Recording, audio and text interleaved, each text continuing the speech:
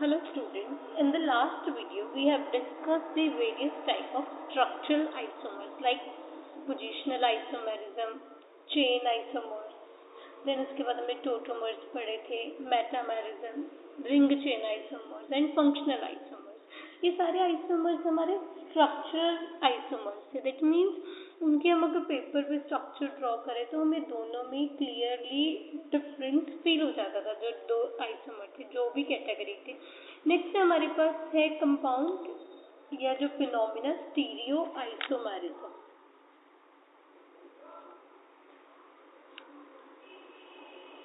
Stereo isomers हमारे पास क्या होता है, अगर हम उनके पेपर पे स्ट्रक्चर ड्रॉ करते हैं वो हमें सेम दिखते हैं। जो हमें different isomers it is same molecular formula है, बट उनका जो अरेंजमेंट स्पेस में अलग होता है। दो एक ही मॉलिक्यूल में अगर दो एटम्स लगे हुए हैं, उनकी स्पेस में ओरिएंटेशन ऐसी होती है कि वो दोनों अलग फील होते हैं। जैसे हम करते हैं ना कि एक हमारा आइसोमर ऑप्टिकल लाइट को राइट डायरेक्शन में रोटेट करता है, दूसरा लेफ्ट में करता है। एक डेक्स्ट्रो रोटेटरी नेचर का हो गया, दूसरा लीवो रोटेटरी नेचर का हो गया। वो उनकी स्ट्रक्चर्स अगर हम पेपर पे देखते हैं तो दोनों की एग्जैक्टली सेम होती हैं, बट लाइट की तरफ उनका बिहेवियर डिफरेंट हो रहा है, बिकॉज उस केस में उनका जो स्पेस में दो एटम्स का ओरिएंटेशन है, दो एटम्स का रिलेशन है, वो डिफरेंट है। तो हमारे पास जो स्टीरियो आइसोमर्स कौन से आइसोमर्स हो गए, जो जहाँ पे हमारे पास हमारे डिफरेंस होता है इन arrangement of atoms,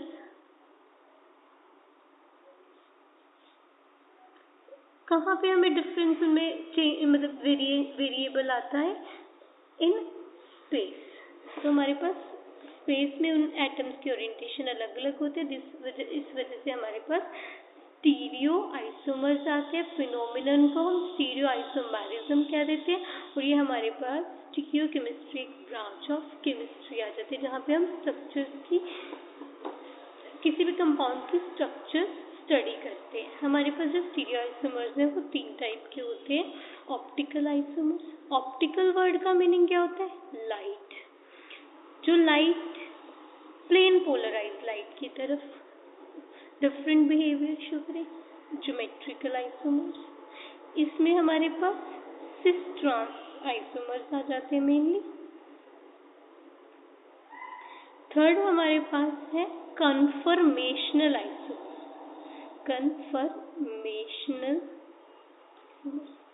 conformational isomers हमारे पास सिंगल बॉन्ड के अराउंड क्या होता है, रोटेशन मॉलिक्यूल्स की होती है, उस वजह से हमारे पास डिफरेंट आइसोमर्स आते हैं। इस केस में हमारे पास सबसे कॉमन एग्जांपल आ गई जब हम ब्यूटेन की एग्जांपल करते हैं, हमारे पास गॉश, एंटी, एक्लिप्स्ड फॉर्म आती है, तो वो सारी फॉर्म्स आ जाती है। ज्योमेट्रिकल आइसोमर्स को हम कॉन्फिगरेशनल आइसोमर कहते हैं, और इनको हम कन्फर्मेशनल आइसोमर्स कहते हैं। तो ये हमारे पास डिफरेंट टाइप के स्टीरियो आइसोमर्स हैं। ये आइसोमर डिस्कस करने से पहले हम कुछ टर्म्स डिस्कस करेंगे जो कि हमारे ऑप्टिकल आइसोमर्स से या ऑप्टिकल आइसोमेरिज्म फिनोमिना से रिलेटेड है।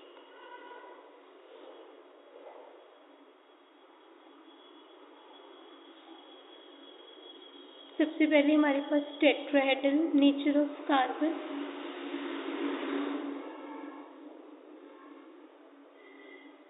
इसका क्या मीनिंग है, हमारी कार्बन हमने ऑलरेडी काफी बार डिस्कस करा है, 4 बॉन्ड बनाती है। 4 बॉन्ड को हम कैसे टेट्राहेड्रल स्ट्रक्चर को रिप्रेजेंट करते हैं, ये मेरी कार्बन होगी, ये 4 कोई भी ग्रुप हमारे हो जाते हैं। तो जो हमारी कार्बन है 4 अलग अलग एटम्स के साथ, सेम एटम्स के साथ, यहाँ हमने मीथेन की एग्जांपल भी पढ़ी है। अगर मेरे चारों ही ग्रुप अलग अलग लगे हो, यहाँ पे मैं H दिखा दूँ, यहाँ पे हम Cl दिखा दें, यहाँ पे Br, तो जो हमारी कार्बन है वो टेट्राहेड्रल नेचर की होती है, और वो 4 एटम्स के साथ बॉन्ड बनाते हैं। 4 एटम्स हमारे सेम भी हो सकते हैं, डिफरेंट भी हो सकते हैं। ये तो हमारे पास 3D अरेंजमेंट हो गया। अगर हम इसको मॉडल की फॉर्म में दिखाएं तो ये मेरे पास टेट्राहेड्रल कार्बन होगी, यहाँ सेंटर में ब्लैक कलर की ये कार्बन लगी हुई है और ये चारों एटम्स हमारे डिफरेंट डिफरेंट लगे हुए हैं। अब हमारे पास ये तो 3D हो गया ना अरेंजमेंट। पेपर पे हम कैसे दिखाते हैं, 2D अरेंजमेंट हम कैसे दिखाते हैं, दो एटम्स हमारे प्लेन में दिखते हैं, उनको मैं नॉर्मल बॉन्ड से डैश दिखा दूंगी। एक एटम हमारा अबव द प्लेन दिखाते हैं हम, जिसको हम ऐसे डार्क से दिखा देंगे। एक एटम हम बिलो द प्लेन दिखाते हैं, जिसको हम हैश्ड एरो से दिखा देते हैं। अगर हम यहाँ पे देखें इस पर्टिकुलर मॉलिक्यूल में, ये वाले दो एटम मैं प्लेन में कर लूँ, ये मेरे इस वाले प्लेन में होंगे ना दो एटम, एक मेरा अबव द प्लेन दिखा रहा है और एक एटम मेरा ये बिलो द प्लेन। कोई भी दो मैं दिखा दूँ, सपोज मैं ये दो एटम इन द प्लेन दिखाती ना, ये वाला प्लेन में, ये मेरा अबव द प्लेन दिख रहा है और ये मेरा बिलो द प्लेन दिख रहा है। तो मेरे पास 2D अरेंजमेंट ऐसा हो गया, 3D अरेंजमेंट में हमने यूजिंग मॉलिक्यूलर मॉडल दिखाते हैं। तो ये हमारे पास टेट्राहेड्रल नेचर ऑफ कार्बन है, कार्बन 4 बॉन्ड बनाता है और वो 3D स्ट्रक्चर और 2D स्ट्रक्चर में डिस्कस करें। फिर उसके बाद हमारे पास है प्लेन पोलराइज्ड लाइट।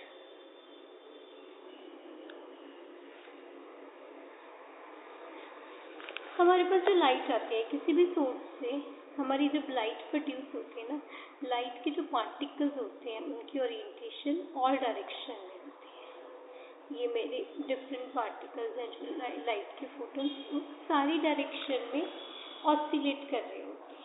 बट अगर हम उस लाइट को किसी पोलराइजर से पास करते हैं, पोलराइजर हम यहाँ पे निकल प्रिज्म यूज करते हैं, तो मेरे वहाँ पे सारी ओरिएंटेशन वाली लाइट वहाँ पे एब्जॉर्ब हो जाती है,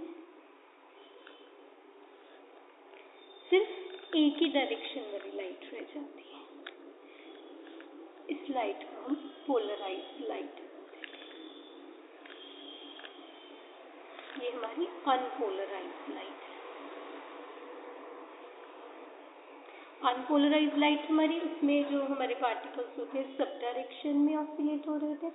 पोलराइज्ड लाइट में वो एक ही डायरेक्शन में ऑसिलेट हो रहे होते हैं। इसका हमें क्या एडवांटेज होता है, जब हम कोई ऑप्टिकल एक्टिव सब्सटेंस को स्टडी करते हैं, अगर मेरे पास एक ही डायरेक्शन वाले पार्टिकल्स हुए, ऑप्टिकल सोल्यूशन में ये पास करेंगे तो ये कुछ डायरेक्शन तक रोटेट हो जाएंगे।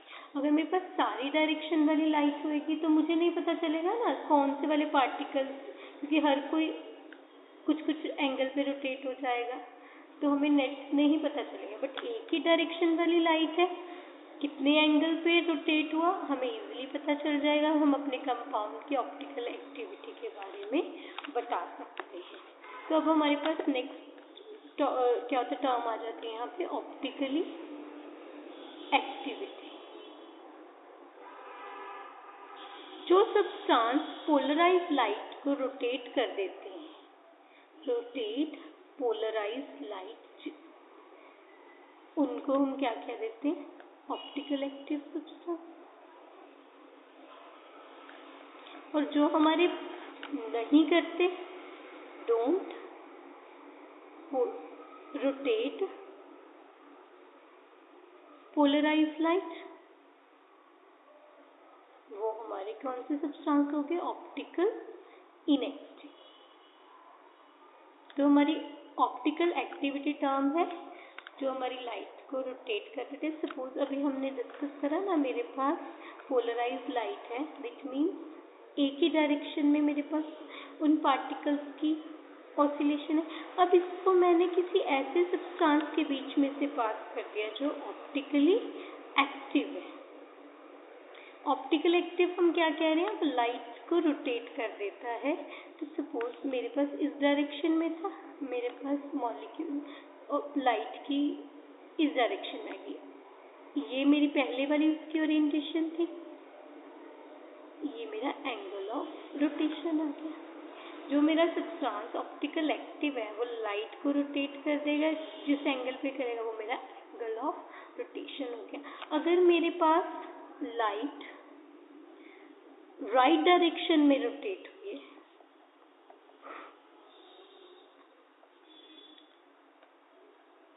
तो वो मेरे पास सब्सटेंस हो जाते हैं डेक्सोरोटेट।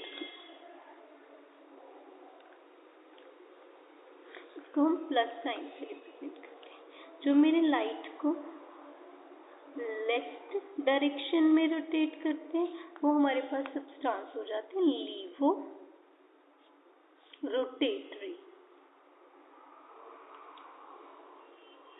इनको माइनस, जो एंगल ऑफ रोटेशन है उसको माइनस में। सपोज मेरी ये लाइट राइट में मेरे मटेरियल को रोटेट कर रही है, तो यहाँ सपोज 50 डिग्री एंगल पे रोटेट करिए, तो यहाँ पे मेरे पास +50 आ जाएगा। अगर मेरा कोई मटेरियल लाइट को लेफ्ट में रोटेट कर रहा है और 50 डिग्री एंगल से कर रहा है, तो यहाँ पे मेरे पास -50 आ जाएगा। जितना भी मेरा एंगल ऑफ रोटेशन हो प्लस साइन मीन्स वो राइट में रोटेट कर रहा है, माइनस साइन मीन्स वो लेफ्ट में रोटेट कर रहा है। किसी भी सब्सटेंस की कितनी रोटेशन है वो हम with the help of instrument polarimeter find out कर लेते हैं। पोलैरीमीटर में हमारे पास क्या होता है, सबसे पहले हमारे पास लाइट सोर्स होता है। लाइट सोर्स हमें बताता है ना हमारी लाइट कितने डायरेक्शन में रोटेट, हमारे पास सोर्स ऑफ लाइट हो गया जो हमें रेडिएशन देगा। ये मेरे पास मैंने दिखा दिया, ये मेरा लाइट सोर्स हो गया। लाइट सोर्स के बाद मेरे पास यहाँ पे निकल प्रिज्म हो जाएगा, या मैं इसको कह दूँ यहाँ से मेरी जो लाइट निकली उसमें ओरिएंटेशन और डायरेक्शन में थी, इसको मैंने पोलराइजर से पास करा। पोलराइजर से कह लो या निकल प्रिज्म से कह लो, जब लाइट यहाँ से पास हो जाएगी मेरे पास पोलराइज लाइट हो जाएगी।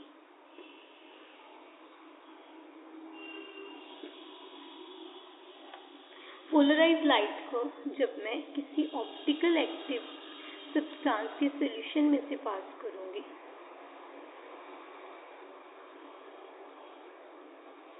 तो मेरी लाइट कुछ डायरेक्शन पे रोटेट हो जाएगी।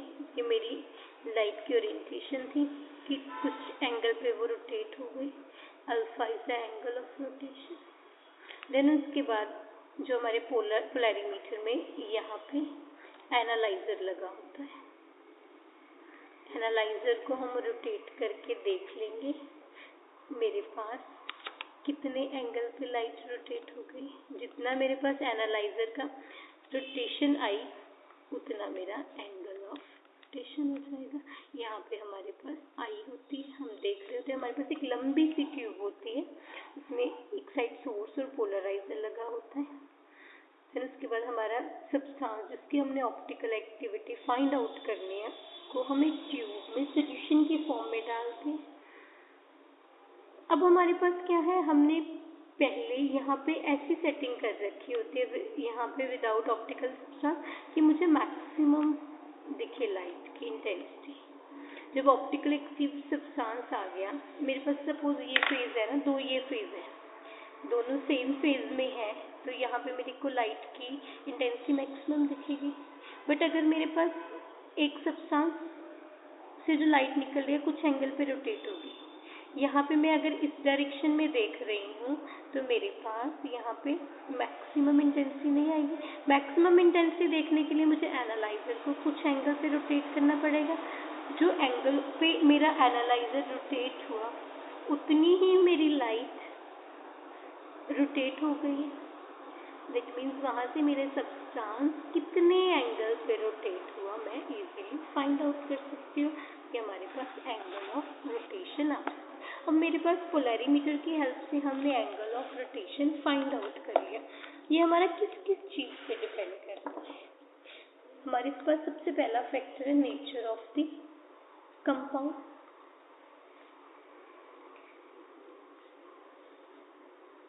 कोई कंपाउंड का एक्सटेंट एंगल ऑफ रोटेशन का ज़्यादा होता है, कोई का कम होता है, कोई राइट डायरेक्शन में रोटेट करता है, कोई लेफ्ट में करता है। तो मेरे पास कितना एंगल आएगा, किस डायरेक्शन में आएगा, वो मेरे कंपाउंड की नेचर पे डिपेंड करेगा। देन उसके बाद है लेंथ ऑफ द ट्यूब। जितनी ज़्यादा मेरी लेंथ होगी उतनी ज़्यादा मेरी एब्जॉर्प्शन ज़्यादा हो जाएगी। तो मेरे पास लेंथ ऑफ ट्यूब जिसमें मैंने सब्सटेंस का सोल्यूशन लिया है उस पर भी एंगल ऑफ रोटेशन डिपेंड करता है। देन उसके बाद है कॉन्सेंट्रेशन, मोर कॉन्सेंट्रेटेड सोल्यूशन है उस केस में मेरी एब्जॉर्प्शन ज़्यादा हो जाएगी, इस पर भी डिपेंड करता है। फोर्थ फैक्टर है टेम्परेचर, मैं किस टेम्परेचर पे ये एक्सपेरिमेंट परफॉर्म कर रही हूँ। नेक्स्ट है वेवलेंथ ऑफ लाइट, मैं कौन सी वेवलेंथ लाइट की यूज़ करी, ये सारे फैक्टर्स पे मेरे पास एंगल ऑफ रोटेशन डिपेंड करता है। अगर मैं इनमें से कोई भी फैक्टर चेंज करती हूँ तो मेरे पास एंगल ऑफ रोटेशन डिफरेंट आएगा। अगर मैंने दो सब्सटेंसेस का एंगल ऑफ रोटेशन कंपेयर करना है तो मुझे इन फैक्टर्स में से कुछ को कांस्टेंट रखना पड़ेगा, तभी मैं कंपेयर कर सकती हूँ। एक सिंपल सी बात है, अगर मैंने दो जनों का हाइट कंपेयर करनी है, ऐसे तो नहीं हो सकता ना एक मैं 5 साल के बच्चे की हाइट करूं कंपेयर उसकी 15 साल के बच्चे से करूं, तब तो कंपैरिजन नहीं पॉसिबल ना। अगर मैं दोनों सेम एज के बच्चे ले रही हूँ, सेम क्लास के ले रही हूँ, तभी मैं कंपेयर कर सकती हूँ। ऐसे अगर मैंने दो सब्सटेंसेस की ऑप्टिकल एक्टिविटी कंपेयर करनी है तो मुझे फैक्टर्स कांस्टेंट रखने पड़ेंगे और उनको मैं कंपेयर करने के लिए in the form of specific rotation compare करती हूँ। अब स्पेसिफिक रोटेशन से हम दो सब्सटेंसेस की ऑप्टिकल एक्टिविटी कंपेयर कर सकते हैं। कैसे कर सकते हैं? इसे हम angle of rotation at constant temperature and constant wavelength पे ले लिया। हमारी 5 फैक्टर्स पे डिपेंड कर रही थी, टेम्परेचर वेवलेंथ मैंने कांस्टेंट ले लिया, इज इक्वल टू मेरे पास ऑब्जर्व्ड एंगल ऑफ रोटेशन, जो मेरे पास अलग अलग सब्सटेंसेस का हमने जर्नल अल्फा ले लिया, divide by length of the tube, वो भी हमने कांस्टेंट रख दी, divide by concentration of the solution. अगर मैंने ये पांचों फैक्टर दोनों अलग अलग सॉल्यूशंस के कांस्टेंट ले लिए, फिर मैं जो भी मेरे पास एंगल ऑफ रोटेशन आ रहा है अगर कंपेयर कर रही तो मैं दो सब्सटेंसेस का कंपेयर कर सकती हूँ। सपोज मेरे पास एक 3% सॉल्यूशन है, उसकी ऑप्टिकल रोटेशन मेरे पास स्पेसिफिक रोटेशन सपोज 20 आती है, 1% की क्या हो जाएगी क्योंकि हम कॉन्सेंट्रेशन नीचे ले रहे हैं 20/3, जो भी मेरे पास वैल्यू होगी CX होगी। दूसरा मेरा 2% सोल्यूशन है, उस केस में मेरी ऑप्टिकल एक्टिविटी +10 आ रही है एंगल ऑफ रोटेशन। 1% में मेरे पास 5y आ गया। अब मैं x y को कंपेयर कर सकती हूँ। ऐसे अगर मैं लेंथ, जब भी मैंने एक्सपेरिमेंट करना है मैंने इस लेंथ कांस्टेंट में ले लिया तो फिर मैं इसको कंपेयर करते जो भी मेरा एंगल ऑफ रोटेशन आया लेंथ और कॉन्सेंट्रेशन से डिवाइड करूँगी। दोनों ही एक्सपेरिमेंट में एक सेम टेम्परेचर और same wavelength of light use करके करूँगी सो दैट मैं उनको कंपेयर कर सकूँ। तो ये हमारे पास स्पेसिफिक रोटेशन होती है। स्पेसिफिक रोटेशन हमारे पास क्या होगी? Angle of rotation.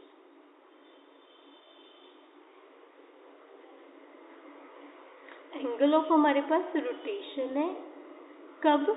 जब हमारी plane polarise light plane polarise light produce करती है। कब प्रोड्यूस करती है? जब हमारे पास वो सॉल्यूशन एक ट्यूब जिसकी हमने लेंथ कांस्टेंट रख दी that is 10 centimetre 1 decimetre is filled with solution having 1 gram of substance per ml। Concentration मैंने वो कर दी, ट्यूब की लेंथ मैंने कांस्टेंट रख दी at particular temperature and wavelength of light. It means मेरे पास दो सब्सटेंस का मैंने अगर कंपेयर करना है तो एंगल रोटेशन कब हो गया? जब मेरी एक कांस्टेंट लेंथ की ट्यूब, एक कॉन्सेंट्रेशन मेरी कांस्टेंट होगी, टेम्परेचर कांस्टेंट हो गया, वेवलेंथ कांस्टेंट होगी, तो मैं इस तरह दो सॉल्यूशन को कंपेयर कर सकती हूँ। जो ये वैल्यू है ये मेरे पास टर्म आ जाती है स्पेसिफिक रोटेशन। तो ये हमारे पास डिफरेंट टर्म्स थी जिससे मैं किसी भी कंपाउंड में ऑप्टिकल एक्टिव आइसोमर्स या ऑप्टिकल आइसोमेरिज्म स्टडी कर सकती हूँ।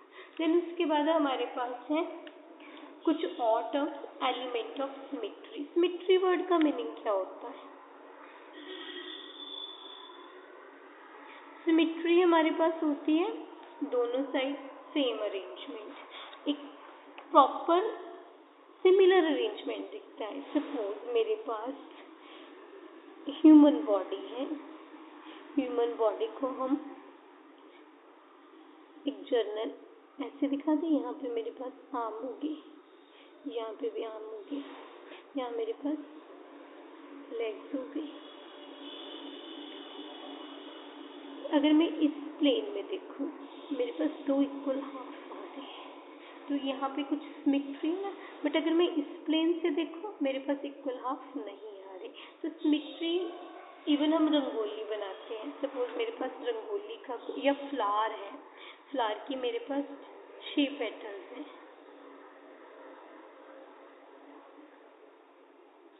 तो हम क्या देते हैं ना, यहाँ पे सिमेट्रिकल है। रंगोली में भी हम कभी कभार डिजाइन ऐसा बनाते हैं ना, हाँ मेरे पास स्टार है ये वाला। इस केस में मैं अगर किसी भी प्लेन में देखूं तो मेरे पास सिमिलर अरेंजमेंट आ जाता है, तो ये मेरे पास एलिमेंट ऑफ सिमेट्री हो जाता है। अगर मेरे मॉलिक्यूल में एलिमेंट ऑफ सिमेट्री होता है तो वो एकाइरल हो जाता है, अभी हम डिस्कस करेंगे।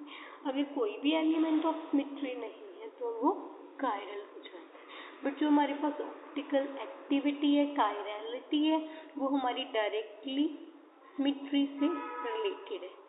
सिमेट्री हम एलिमेंट ऑफ सिमेट्री में मेरे पास कोई लाइन भी आ सकती है, कोई पॉइंट भी आ सकता है और कोई प्लेन भी आ सकता है। तो मेरे पास लाइन और पॉइंट ऑफ सिमेट्री को सेंटर ऑफ सिमेट्री कह देते हैं, प्लेन ऑफ सिमेट्री कह देते हैं। तो ये मेरे पास डिफरेंट फैक्टर्स हैं जिससे मैं किसी भी एलिमेंट में सिमिलर, किसी भी मॉलिक्यूल में, किसी भी स्ट्रक्चर में सिमिलर अरेंजमेंट देख पाऊँ। सबसे पहले हमारे पास एलिमेंट ऑफ सिमेट्री आता है plane of.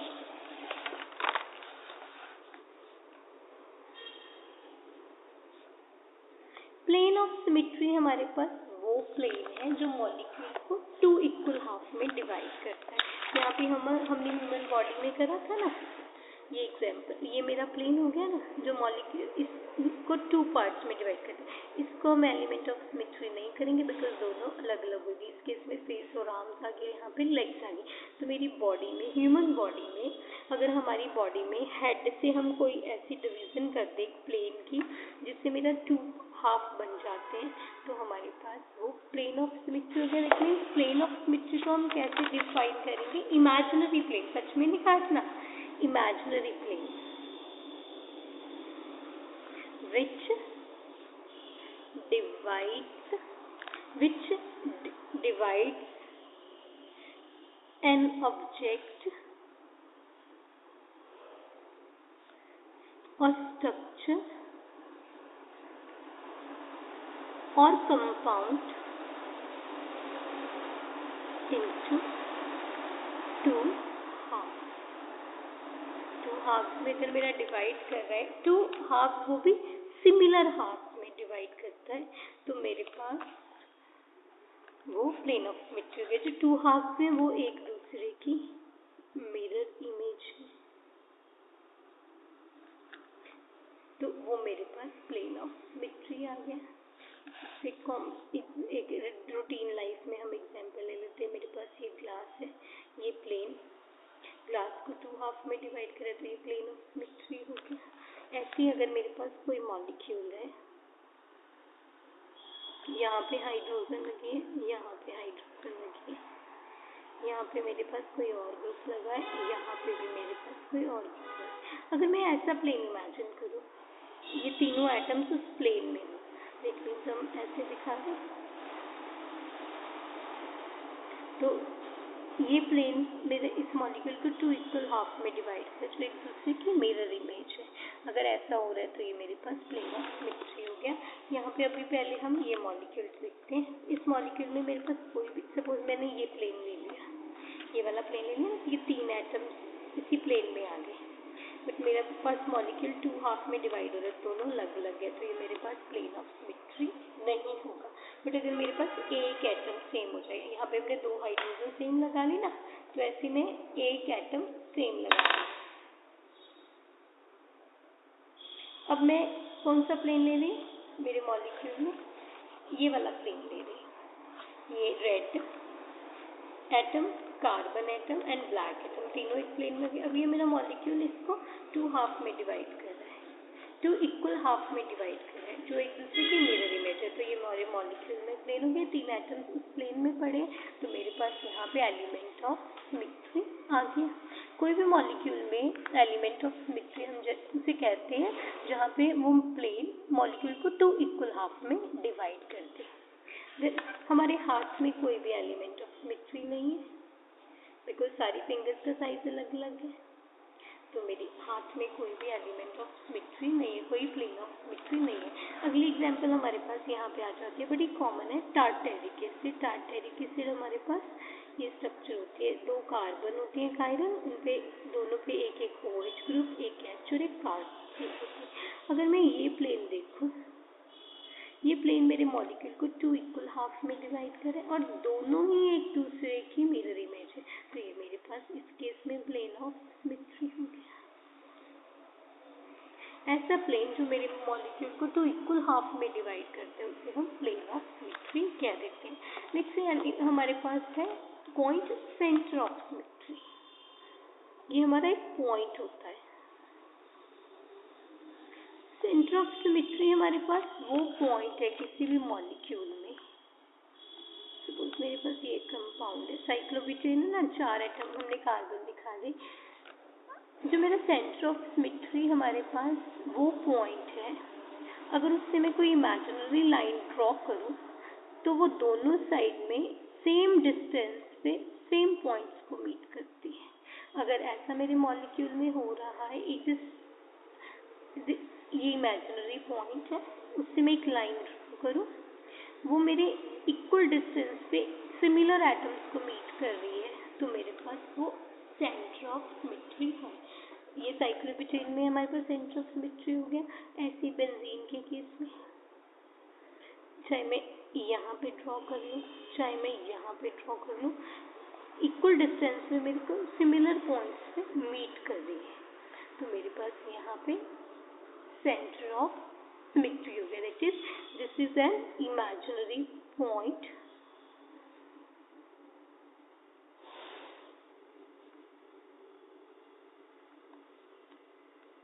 at which identical points are there at same distance, तो वो मेरे पास सेंटर ऑफ सिमेट्री हो जाता है। सपोज मेरे पास साइक्लोब्यूटेन कंपाउंड था, यहाँ पे CH3 लगा है, यहाँ पे H लगा है, यहाँ पे C2H5 लगा है, यहाँ पे H लगा है, यहाँ पे H। अब मैं अगर ये वाला देखूँ, मेरे आइडेंटिकल पॉइंट्स नहीं, बट अगर मेरे पास ये मॉलिक्यूल है,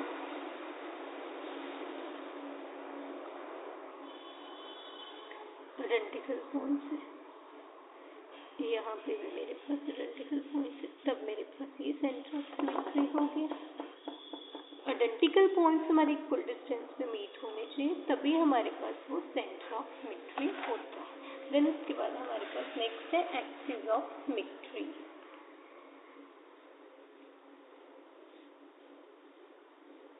एक्सिस ऑफ सिमेट्री में हम किसी एक्सिस की बात कर रहे हैं। मेरे पास कोई भी एक्सिस है जो मॉलिक्यूल के प्लेन के परपेंडिकुलर है। सपोज मेरे पास मॉलिक्यूल ये वाला है, दैट मीन्स मॉलिक्यूल का प्लेन हमारा ये हो गया, एक्सिस मैंने इस डायरेक्शन में दिखा दी 90 डिग्री में। अगर मैं इस एक्सिस के राउंड मॉलिक्यूल को रोटेट करती हूँ, दैट इज ये इमेजिनरी मेरी लाइन होगी। जब इसके अराउंड मैं मॉलिक्यूल को रोटेट करती हूँ, मेरे पास अगर सिमिलर अरेंजमेंट आते हैं 360 पे मॉलिक्यूल को रोटेट करने पे तो मेरे पास वो n एक्सिस ऑफ रोटेशन है। जितने अरेंजमेंट आ गए, सपोज मेरे n अरेंजमेंट आ गए, पहले मैं एग्जांपल ले रही हूँ, मैंने हर कार्बन पे मिथाइल ग्रुप लगा दिया। जब हम इस मॉलिक्यूल को 360 पे रोटेट करेंगे, 90 पे रोटेट हुआ, ये स्ट्रक्चर सिमिलर आ गई, अगले 90 पे ये, दैट मीन्स मैं मॉलिक्यूल को जब 360 पे टोटल रोटेट करूंगी, मेरी 4 बार आइडेंटिकल स्ट्रक्चर आ रही है, तो ये मेरी 4n एक्सिस ऑफ रोटेशन होगी। अगर मेरे पास इसके बजाय ये कंपाउंड हो, 2 मिथाइल ग्रुप लगे,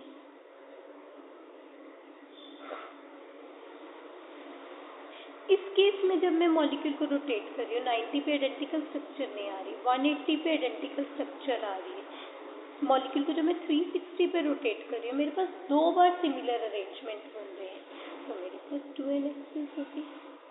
तो मेरे पास एक्सिस ऑफ रोटेशन क्या है? Imaginary line through which, imaginary line या axis through which when we rotate a molecule at 360 degree exactly similar arrangement appears। अगर ऐसा हो रहा है तो मेरे मॉलिक्यूल में n-fold एक्सिस ऑफ रोटेशन है। मेरे पास बेंजीन की एग्जाम्पल है। जब मैं 360 पे मॉलिक्यूल को रोटेट करती हूँ, मेरे पास 6 बार सिमिलर अरेंजमेंट आती है, तो मेरे पास बेंजीन के केस में 6n एक्सिस ऑफ रोटेशन हो गई। कोई भी लाइन है, उस लाइन एक्सिस मेरे मॉलिक्यूल के प्लेन के परपेंडिकुलर है। बेंजीन में अगर इस डायरेक्शन में दिखा रही हूँ, मेरी एक्सिस ये वाली हो गई।